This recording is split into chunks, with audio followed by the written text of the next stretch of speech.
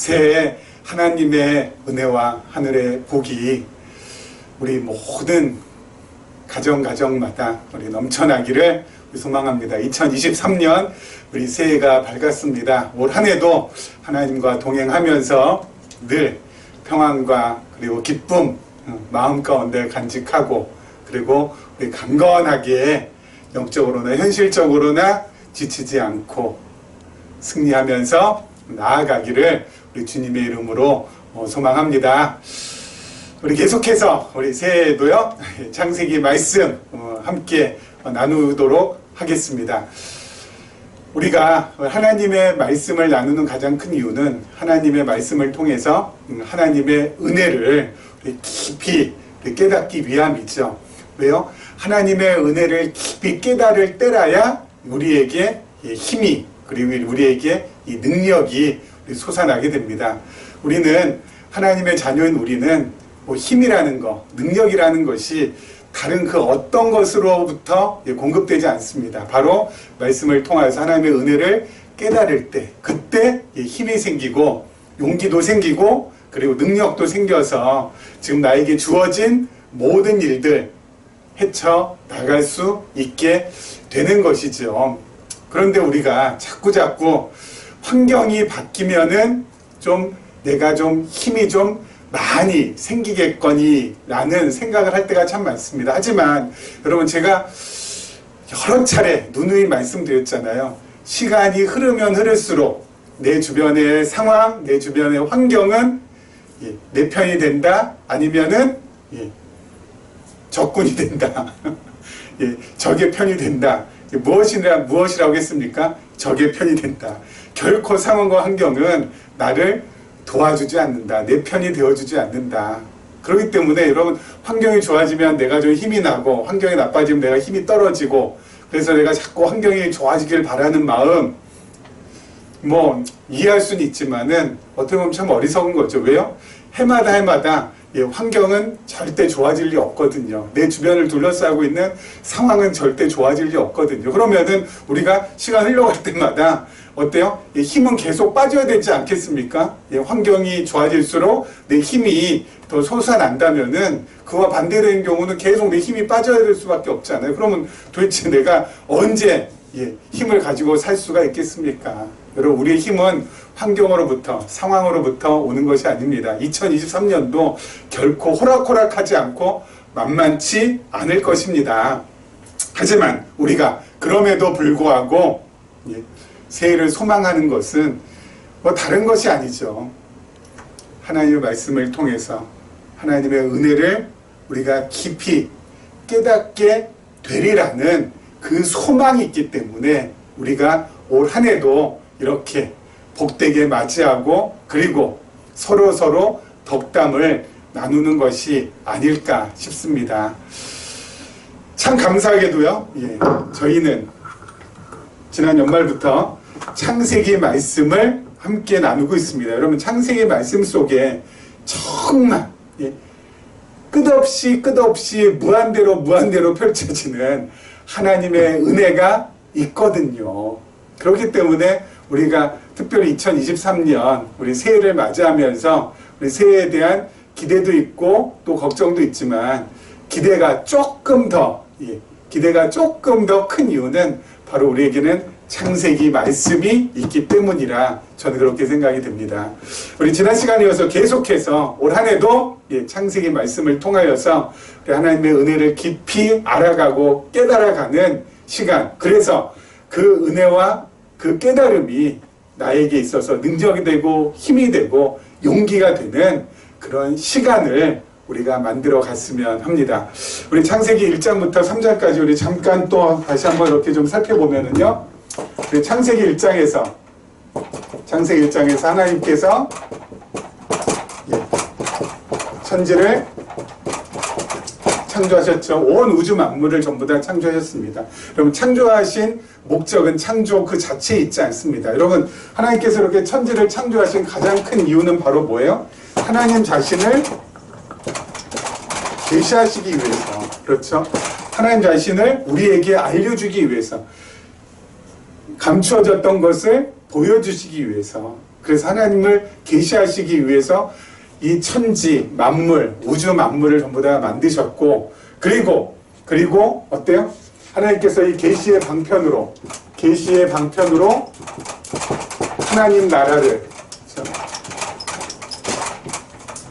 하나님 나라를 계시의 방편으로 하나님께서 계획하시고 작정하시고 뜻하셨습니다. 그래서 이 하나님 나라를 통해서 우리가 하나님을 알 수가 있게 되는 것이죠. 그래서 하나님 나라를 통해서 우리가 하나님을 알 수 있도록 하나님께서 이 하나님 나라를 계시의 방편으로 사용하십니다. 그렇죠? 그러니까 성경은 가장 큰 주제가 바로 뭐예요? 계시, 하나님을 계시하는 것. 그 하나님을 계시하는 방편으로서 우리가 하나님 나라 하는 겁니다. 하나님 나라 자체가 목적이 아니죠. 하나님 나라는 하나님을 계시하는 하나의 방법, 수단인 것입니다. 자, 그래서 하나님께서 하나님 나라를 계획하시고 뜻하시고 작정하셔서 창세기 1장에 어떻게 하십니까? 천지를 만드시고 하나님 나라를 아담에게 약속하시죠. 그렇죠? 하나님 나라 하나님께서 약속하시고 그리고 나서 2장에 그 약속을 이루십니다. 그렇죠. 그래서 2장에 보면은 원형적인 하나님 나라가 이루어집니다. 그렇죠? 원형적인 하나님 나라가 2장에 보면은 이루어지는 것을 우리가 확인받을 수 있습니다. 그렇죠? 원형적인 하나님 나라가 이루어집니다. 자, 이 원형적인 하나님 나라를 통해서 우리가 무엇을 확인하면 돼요? 하나님은 어떤 분이신지, 하나님께서 우리에게 어떤 하나님이신지를 알려주는 것을 우리가 확인하면 되죠. 여러분, 원형적인 하나님 나라가 이루어졌다는 것은 뭐예요? 1장에서 하나님께서 하나님 나라를 약속하셨는데 그 약속대로 이루셨기 때문에 하나님은 뭐예요? 그 언약에 신실하신 분. 그렇죠? 하나님은 언약에 신실하신 분이라는 거 우리가 확인할 수 있고, 그리고 언약을 신실하게 지키시는 그 하나님이 바로 뭐라고요? 살아계신 하나님이라는 것도 우리가 확인받을 수가 있죠. 그래서 하나님의 존재를 우리가 확인받을 수 있고, 그리고 하나님께서 하나님의 성품이 정말 신실하시고 성실하시다는 것도 우리가 확인받을 수 있는 거죠. 그래서 하나님을 계시하는 겁니다. 이게 제일 중요한 주제. 자, 그리고 또 어때요? 우리가 창세기 2장에 보면은 하나님께서 아담이 홀로 독처하는 것을 하나님께서 어때요? 안타깝게 여기셨잖아요. 홀로 있는 것을 하나님께서 안타깝게 여겼습니다. 하나님의 배려하는 마음도 우리가 알 수 있죠. 우리를 도우시고 그리고 우리에게 마음을 써주시는 그 하나님, 배려가 정말 많으신 하나님. 그래서 아담에게 하와를 아내로, 그렇죠? 맞이할 수 있도록 해주시잖아요. 아담이 독처하는 것이 좋지 못하니까, 하나님 마음이 안타까우니까, 그래서 어떻게 해서든지 우리를 도와주시려고 하고 어떻게 해서든지 우리에게 마음을 써주시려는 그 하나님은 우리가 어때요? 이 장에서 또 확인받을 수가 있는 것이고요. 그렇지 않습니까? 그리고 또 여러분, 에덴 동산 만드실 때 여러분, 강 하나만 만들어도 괜찮잖아요. 거기에서 뭐 물 마시는데 뭐 그렇게 모자람이 없지 않습니까? 그런데 강을 갖다가 어떻게 4줄기로 막 흘러가게끔 하시고, 그리고 동산 안에 있는 모든 과실의 열매를 전부 다 먹게 하시고, 그래서 너무 어때요? 하나님께 풍족하게 채워주시는, 찔끔찔끔이 아니라 풍족하게 베풀어 주신 하나님도 우리가 확인받을 수 있지 않습니까? 그렇죠? 그렇게 확인받을 수 있잖아요. 풍족하게. 우리도 지금 어떻습니까? 풍족하지 않습니까? 뭐가 그렇게 풍족할까요? 뭐가 그렇게 풍족할까요? 계시적인 관점에 하나님의 말씀을 살펴볼 때 여러분, 너무너무 말씀이 풍요로워지지 않습니까? 그렇죠? 그것도 창세부터 계시록까지 성경 66권이 하나의 논리적인 체계로, 하나의 통일성 있는 하나님의 진리의 말씀으로 이렇게 드러나게 되어서 우리가 창세기 말씀, 우리 과거에 여러 말씀들을 이렇게 한 절 한 절 전부 다 읽으면서 어때요? 여태까지 이렇게 이어져 내려왔는데 앞으로도 어때요? 창세기뿐만 아니라 할 게 너무 많지 않습니까? 출애굽기도 하고 싶고, 레위기도 하고 싶고, 민수기도 하고 싶고, 신명기도 하고 싶고, 신약도 아직 못한 거 많죠. 요한계시록도 하고 싶고, 그리고 바울서신 남아있는 것도 전부 다 하고 싶고, 그리고 복음서 가운데 우리 못했던 거 뭐가 있을까요? 누가복음, 요한복음 우리 못했잖아요. 그것도 하고 싶고, 다 계시적인 관점에서 새롭게 정말 영적인 목마름이 이게 해소될 수 있도록, 그렇죠? 그리고 영적인 갈급함이 없도록 우리에게 풍족하게 베풀어 주신 그 하나님, 예? 영의 양식, 이 생명의 양식을 하나님께서 어때요? 이 땅에 살아있는 동안, 사는 동안 끊임없이 공급해 주신 그 하나님, 우리 확인받을 수 있잖아요. 우리를 배려해 주신 하나님, 그리고 우리에게 풍족하게 공급해 주신 하나님, 성실하신 하나님, 그리고 살아계신 하나님, 예? 하나님 계시, 그렇죠? 말씀을 통해서 우리가 계속 이렇게 확인받을 수 있잖아요. 예? 그리고 나서 이제 창세기 3장에 가면은, 예? 하나님께서 아담과 하와에게 금과 법을 주십니다. 그렇죠? 선악을 알게 하는 나무의 과실의 열매를 먹지 말라고. 그렇죠? 여러분, 이 법을 주신 이유가 바로 뭐예요? 이 법을 잘 지켜서 아담과 하와가 더욱더 의로워지게 하려고 하나님께서 법을 주신 거라고요? 아니죠. 여러분, 법을 주신 이유는 잘 지키라고 하나님께서 법을 주시지 않습니다. 그럼 뭐예요? 죄 아래 가두시기 위해서. 그렇죠? 죄 아래 가두시기 위해서. 여러분, 모세를 통해서 이스라엘 백성들에게 율법을 주신 것도 뭐예요? 그걸 잘 지켜서 너희가 아주 의롭게 되어가지고, 정말 의인으로서 부족함이 없이 아주 그냥 떡떡거리면서 살아라. 그렇게 하라고 하나님께서 모세를 통해서 이스라엘 백성들의 율법을 주셨나요? 아니죠. 뭐예요? 가두시려고 죄 아래. 여러분, 이스라엘 백성들이 광야 40년 동안만 율법을 철저하게 잘 지켜가지고 하나님께서 막 그냥 너무 기뻐하시고 그냥 한박 웃음 띄시고, 야, 얘네가 정말 법을 진짜 잘 지키는구나. 역시 너희는 내 백성이야. 옛다. 가나안 땅 너희 들어가도 좋다. 너희는 자격 있어. 하면서 어때요? 참 잘했어요. 도장 딱 찍어주시고 가나안 땅 들여 보내주셨나요? 그게 아니잖아요. 이스라엘 백성도 어때요? 예? 불신앙하고 원망하고 하나님 향하여서 삿대질하고 이 목이 고든 백성들, 율법 더럽게 안 지키고 예? 그럼에도 불구하고 가나안 땅 하나님께서 들어가 주셨잖아요. 왜 그래요? 너희가 의로워서 들어보낸 것이 아니라 너희는 죄인이야. 예? 너는 죄인이야.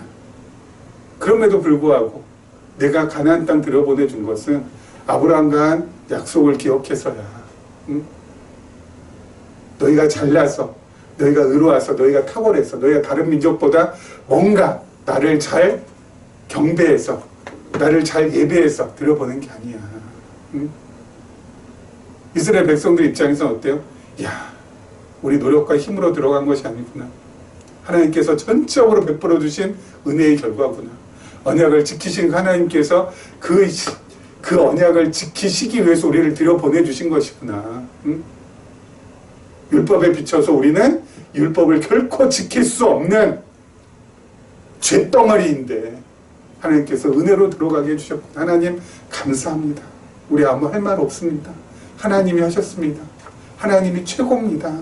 예? 하나님의 은혜 없이는 살아갈 수 없습니다. 이것을 어때요? 예. 정말 자연스럽게 하나님 앞에 고백할 수 있게 되는 것이죠. 금가법 주신 이유는 뭐라고요? 잘 지키라고? 아니요. 결국 뭐 지키지도 못하죠. 그리고 어때요? 예. 죄 아래 타락 가운데 갇히게 됩니다. 그래서 어떻게 해요? 야, 나는 아무것도 아니구나. 응? 정말 나는 아무것도 아니구나. 하나님께서 명하신 이 단순한 이 법도 내가 지킬 수가 없구나. 응? 아니, 동산에 있는 다른 모든 거 다 먹으라고 했는데 그거 그냥 먹고 돌아다니면 됐는데, 응? 이거 먹지 말라고 한 요 하나, 응? 요 하나 내가 이거 지킬 수가 없는 이 존재구나. 난 진짜 아무것도 아니구나. 난 진짜 연약하구나. 어리석구나. 미련하구나. 그러니 하나님밖에 없구나. 이거예요. 그러니 하나님께 나가는 거 외에는 방법이 없구나. 이거 깨닫게 하시려고. 여러분, 하나님께서 그래요. 주 아래 가두시는 거, 우리를 순종하지 아니하는 가운데 가두신 이유는 그래, 응? 한번 당해봐라, 요거사. 응?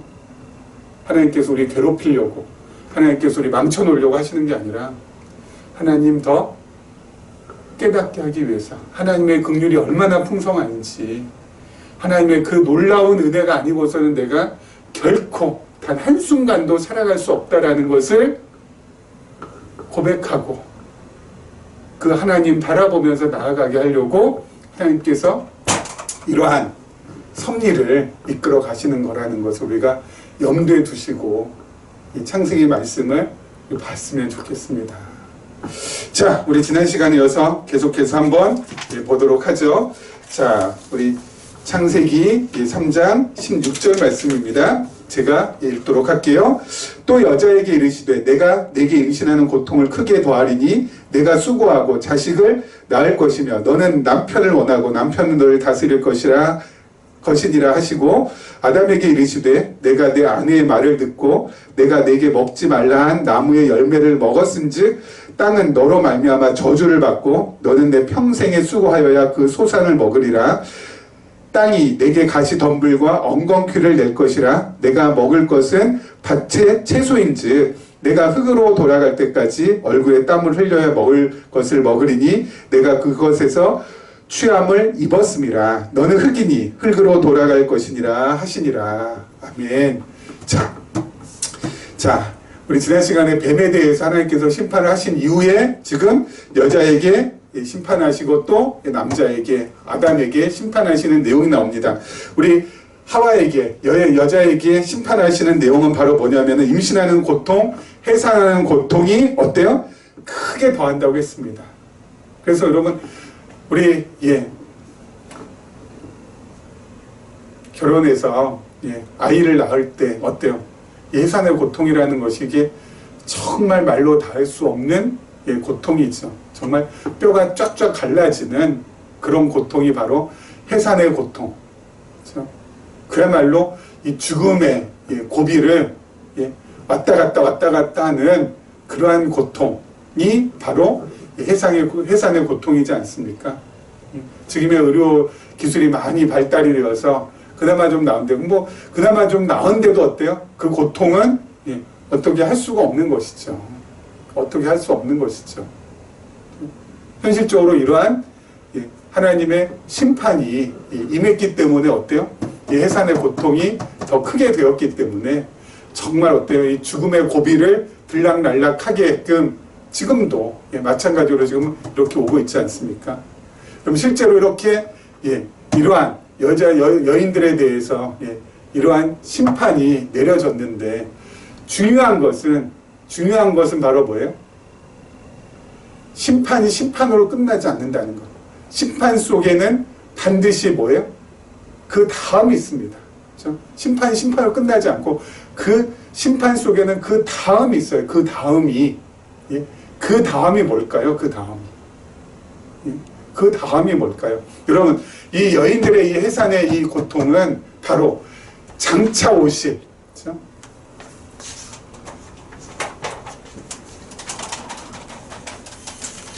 자,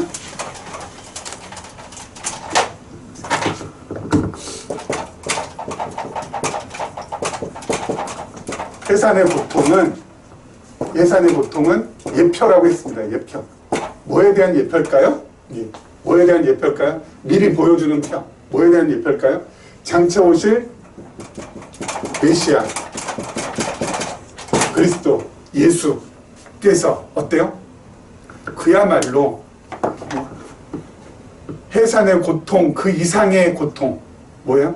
십자가의 고통, 죽음의 고통, 이거를 겪고 사흘 만에 다시 살아나셔서, 그렇죠? 사흘 만에 다시 살아나셔서 저와 여러분, 우리와 같은 새 생명을 탄생시키는 것에 대한 예표죠. 해산의 고통 이후에는 바로 뭐가 있어요? 이 죽음의 고통 이후에 새 생명이 태어나지 않습니까? 그렇죠? 장차 오실 예수 그리스도께서 십자가에서 모든 물과 피 다 쏟으시고 완전히 고난 받으시고 그리고 나서 운명하시고 죽으시고 장사한 지 4일 만에 다시 살아나셔서 어때요? 저와 여러분 이 새 생명을 탄생을 시키셨다고요. 그러니까 여러분 심판, 하나님의 요 심판 이후에 뭐가 있어요? 심판이 심판으로 끝나는 것이 아니라 심판 뒤에는 장차 오실 메시아 안에서, 장차 오실 그리스도 안에서 회복될 역사가 있습니다. 회복되는 역사가 있어요. 그래서 이 심판 속에 은혜의 복음, 구속의 복음이 담겨 있어요. 담겨 있어요. 여러분 남자들도 마찬가지죠. 남자들은 무슨 고통이 있습니까? 여기 보니까 남자들도 평생 수고해야 소산을 먹을 수 있고 얼굴에 땀을 흘려야 먹을 것을 얻을 수 있다는 거. 바로 뭐예요? 노동의 고통. 노동의 고통이 있지 않습니까? 이건 바로 뭐예요? 이건 뭐예요? 이건 실제로는 진짜 지금도 마찬가지죠. 남자들이 어때요? 땀 흘려서 눈치 보면서 자존심 그냥 짓밟히면서까지 어때요? 먹여 살려야 될 처자식이 있기 때문에 이 노동의 고통, 수고하고 땀 흘려야 되는 이 고통을 겪으면서 먹고 살아가지 않습니까? 여러분 이것은 뭐예요? 장차 오실 이것도 뭐 어디 하고요? 이것도 예표죠. 이것도 동일하게 예표가 되어서 장차 오실 예수 그리스도께서, 장차 오실 메시아께서 어때요? 땀 흘리고 수고하면서 복음의 씨앗, 하나님 나라의 복음에 대한 씨앗을 뿌리실 것. 그렇죠? 그것을 예표하는 거 아니겠어요? 예수님께서 이 땅에 오셔서 정말 어때요? 복음의 씨앗을 땀 흘리시면서 수고하시면서 3년 공생애 동안 그냥 불철주야 그렇게 뿌리시면서 가르치시면서 다니셨잖아요. 그렇죠? 예수 그리스도께서 어때요? 이거 그대로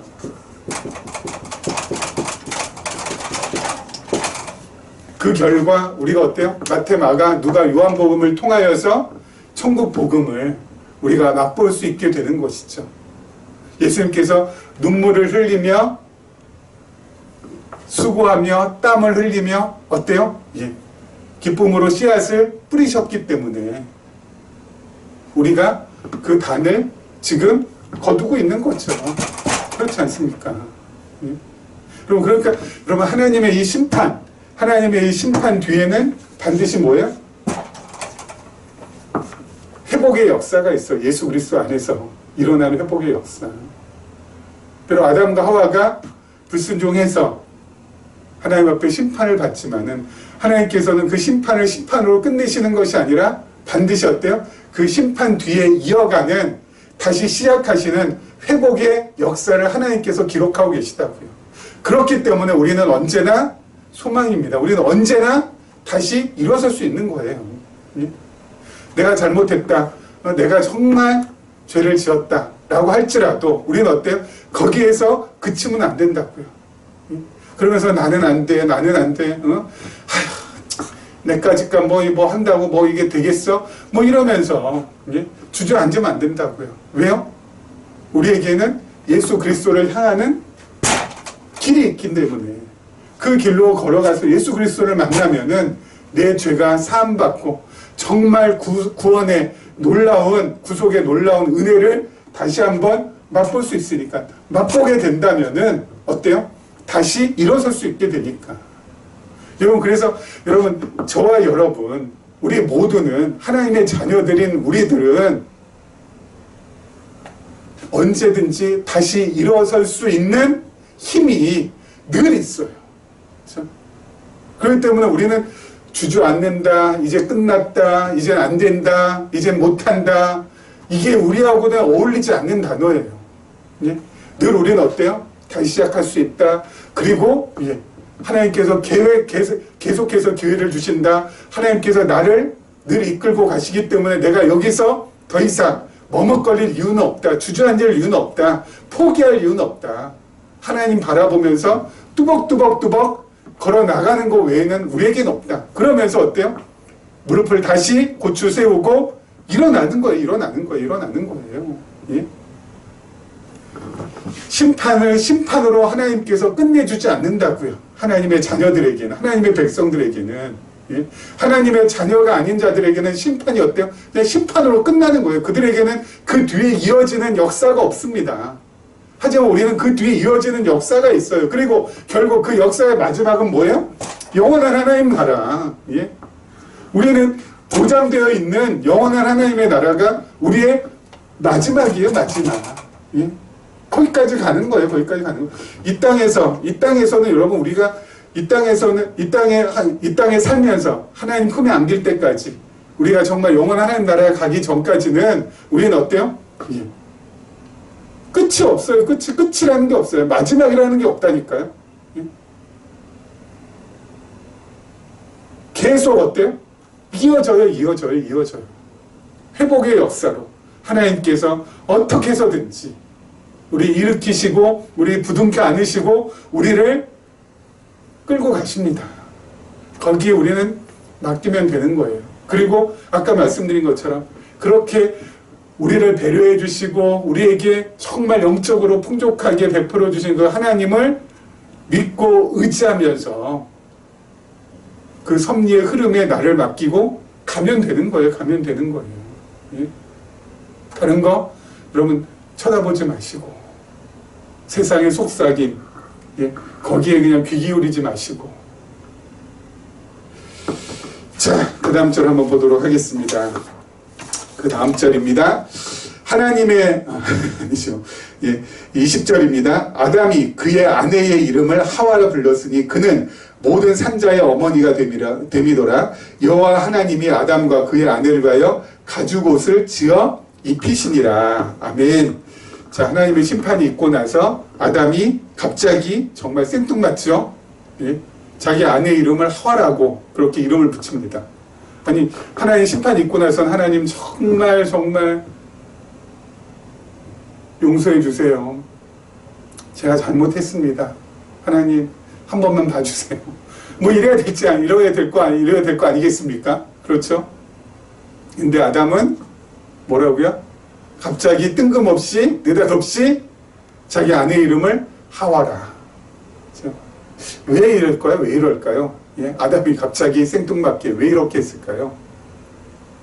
그러면 하와의 이름의 뜻에 예? 그 이유가 숨겨져 있습니다. 하와라는 이름의 뜻이 뭐라고요?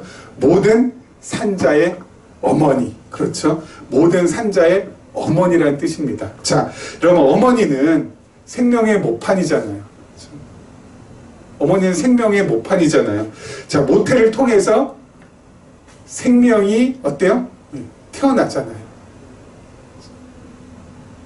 여러분, 아담이 하와를 모든 산자의 어머니라고 그렇게 이름 붙인 것은 바로 뭐예요?